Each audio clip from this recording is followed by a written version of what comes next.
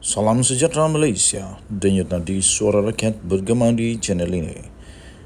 Jangan lupa tekan butang subscribe, like dan share. Malaysia kita punya, cintai Malaysiaku, kita jaga kita.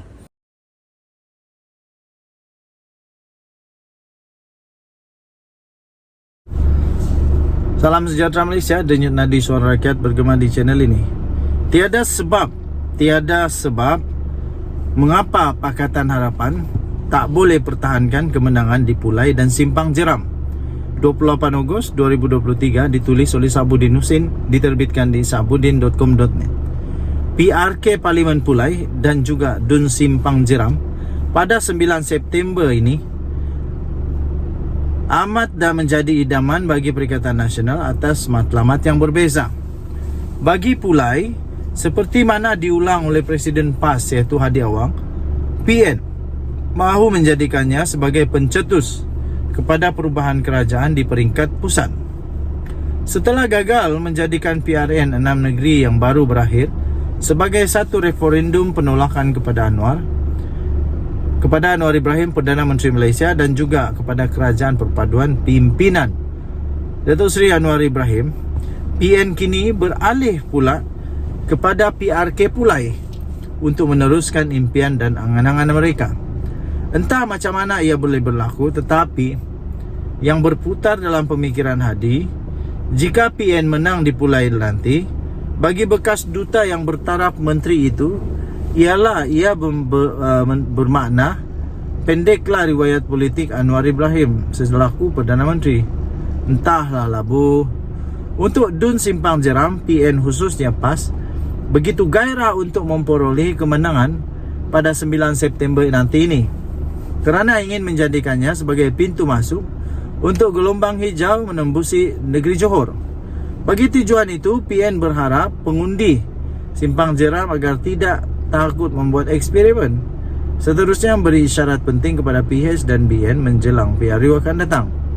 Isunya, ada kemungkinankah calon kerajaan perpaduan daripada Pakatan Harapan boleh kalah dan Perikatan Nasional mampu menang dalam kedua-dua PRK itu? Bolehkah diorang kalahkan? Berdasarkan keputusan pada PRU 15 yang lalu, Allahyarham Salahuddin Ayub telah menang di Pulai dengan majoriti 33,000 lebih. Beliau memperolehi 64,900 undi berbanding lawannya Nur Jazlan Mohamed daripada BN yang hanya memperolehi 31,726 undi, dan calon PN iaitu Loh Kah Yong yang memperolehi undi sebanyak 14,432 undi saja. Komposisi pengundi Pulai pula ialah Melayu 44.2%, China 40.5% dan India 12.3%. Dengan majoriti besar itu, di samping PH dan BN kini sudah pun menjadi satu pasukan dalam kerajaan perpaduan, calon PH Suhaizan Kayat dilihat tidak mendapatkan masalah untuk mengekalkan kemenangan di Pulai. Jika dicampur undi PH dan BN, bahkan sekiranya ditolak 20% daripadanya pun, yang mungkin tidak keluar mengundi atas berbagai sebab, kemenangan masih lagi selesa untuk diperolehi. Faktor lain ialah kedudukan pengundi bukan Melayu iaitu China dan India yang agak besar di Pulai. Ia juga pasti memberi kelebihan kepada PH berbanding PN yang di dalamnya ada PAS dan gelombang hijaunya. Begitu juga dengan Dun Simpang Jeram. Allahyarham Salahuddin memenanginya pada PRN Johor yang lepas dengan majoriti 2,399 undi. Beliau memperolehi lebih 8,000 undi berbanding lawannya Zarul Saleh dengan 6,350 undi dan Lokman Madon 6,062 undi. Komposisi untuk mengikut kaum di Simpang Jeram ialah Melayu 15.9%, China 44.5% dan India 2.5%. Denyut nadi suara rakyat bergema di channel ini. Saya bacakan perenggan terakhir. Hakikatnya, asal saja tidak memandang mudah dan terus bekerja keras, calon PH yang mewakili kerajaan perpaduan serta dibantu kempen oleh kekuatan jentera BN, baik di Pulai atau di Simpang Jeram, tiada sebab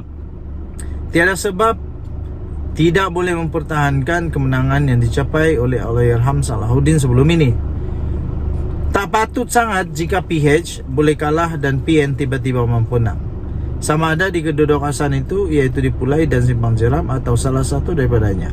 Ditulis oleh Sabudin Husin 28 Ogos 2023. Kita jumpa lagi. Bye-bye. Salam sejahtera Malaysia. Denyut nadi suara rakyat bergema di channel ini. Ada satu artikel yang telah dikeluarkan melalui sahbudin.com.net yang cukup panas. Tak rasa malu kah Mahyadin?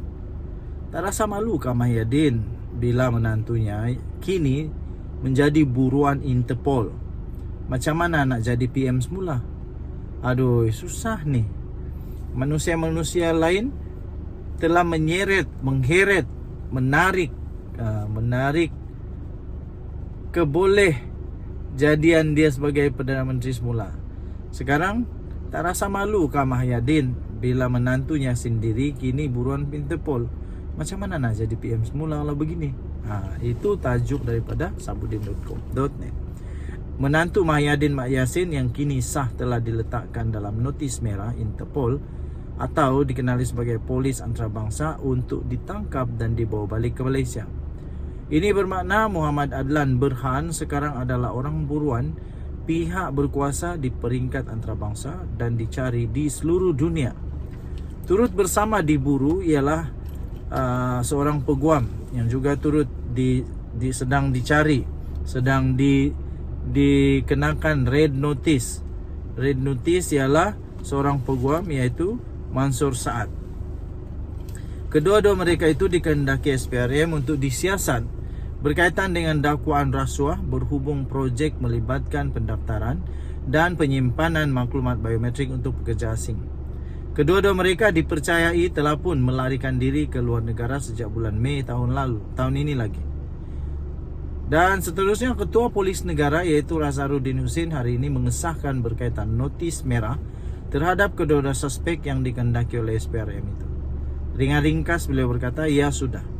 Tindakan notis merah telah dikenakan terhadap mereka, kata Ketua Polis Negara itu. Muhammad Adlan sebelum ini melalui peguamnya mengeluarkan kenyataan yang mendakwa dia menjadi sasaran secara tidak sah oleh SPRM yang menyebabkannya menderita dan berada di ambang kehancuran dari segi keuangan. Dia juga mendakwa akaun bank baik peribadi maupun yang dikaitkan dengan syarikatnya telah dibekukan tanpa notis. Bagi Mansur pula, dia mendakwa bahawa dia menjadi mangsa penganiayaan politik. Dengan disenaraikan dalam notis merah Interpol ini, tak rasa malu kah Mahyadin dengan apa yang sedang berlaku dan diperbuatkan secara ramai-ramai ini? Di mata umum, gambaran yang terpampang dan sedang diperkatakan ramai ialah menantu seorang bekas Perdana Menteri sedang diburu dan kini diletakkan dalam notis merah Interpol berikutan enggan menyerah diri. Di mana rasa tanggungjawab Mahyadin sebagai pemimpin dan bekas Perdana Menteri? Jika tidak boleh meminta menantunya untuk menyerahkan diri, beliau tentunya boleh meminta anak perempuannya sendiri, iaitu isteri kepada menantunya ini, iaitu isteri kepada Muhammad Adlan ini, untuk memujuk suaminya agar dapat segera kembali dan menyerahkan diri kepada SPRM daripada terus berlarutan lagi susah. Lagipun berapa lama lagi mahu melarikan diri dan bersembunyi? Kenapa Mahyadin pula tidak melakukannya? Terpenting sekali macam mana nak jadi Perdana Menteri. Macam mana nak jadi Perdana Menteri semula jika perkara penting seperti ini pun, iaitu memastikan menantu sendiri patuh kepada undang-undang pun gagal untuk dilakukan. Ditulis di Sabudin Husin oleh Sabudin Husin 25 Ogos 2023, diterbitkan di sabudin.com.net. Kita jumpa lagi. Salam sejahtera Malaysia. Denyut nadi suara rakyat bergema di channel ini. Bye-bye.